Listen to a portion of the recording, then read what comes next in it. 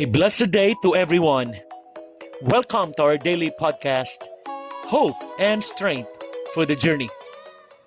Our scripture verse for today is found in the book of 2 Chronicles chapter 7 verse 14 says, "If my people who are called by my name will humble themselves and pray and seek my face and turn from their wicked ways, then I will hear from heaven and I will forgive their sin and will heal their land." 2 Chronicles chapter 7 verse 14 emphasizes the theme of repentance and divine restoration.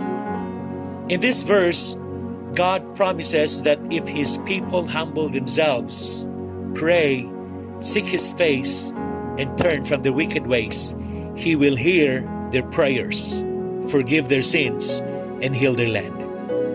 This highlights the ultimate importance of repentance as a pathway to renewal and reconciliation with God.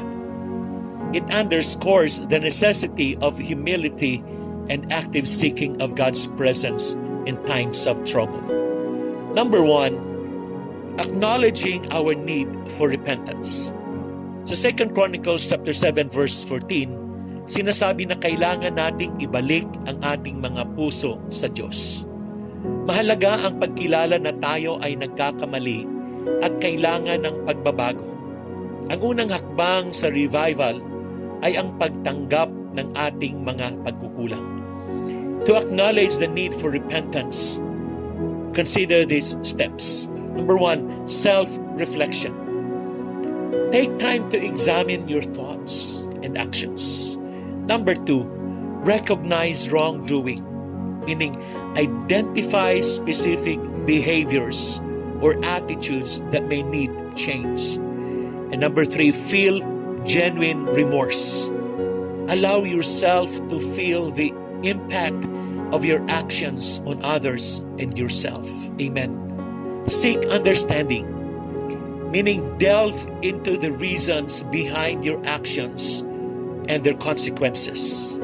Number 5, express willingness, meaning commit to making amends and changing your behavior. Next one is ask for forgiveness.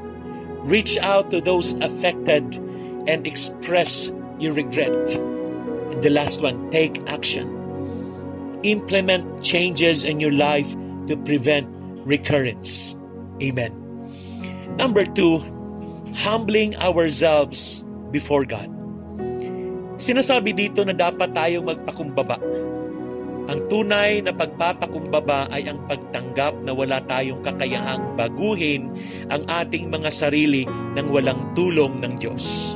Sa ating pagpapakumbaba, nagiging bukas tayo sa Kanyang mga pagbabago.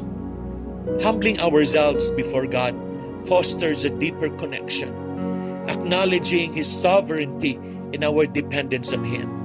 It cultivates gratitude, encourages personal growth, and opens us to divine guidance. Amen. Number 3, seeking God with all our hearts.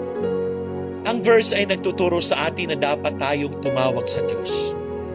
Ang paghanap sa Kanya ng may taus-pusong pagsisisi ay nagbubukas ng pintuan sa Kanyang pagpapatawad at biyaya. Hindi sapat ang basta-basta lang na pagdadasal. Kailangan tayong maging masigasig at tapat sa ating paghahanap sa Kanya. Determine your desire to seek God sincerely. Reflect on what this means to you. Establish a regular practice of prayer.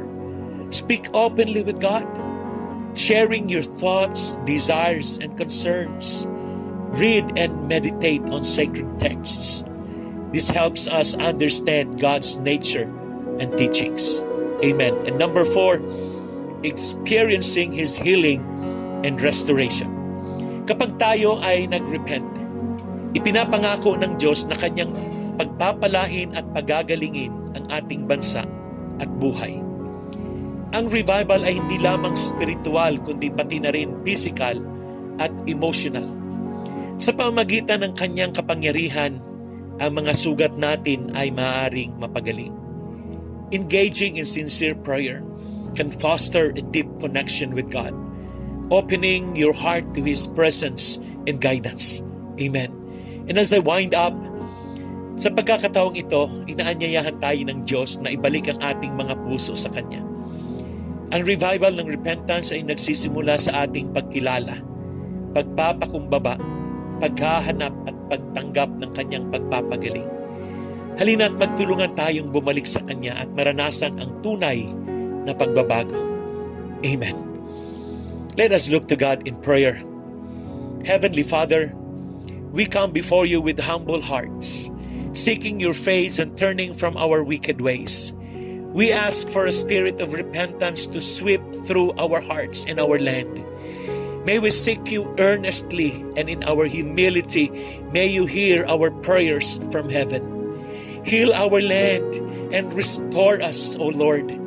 Renew our spirits and draw us closer to you, that we may reflect your love and grace in all we do. In Jesus' name we pray.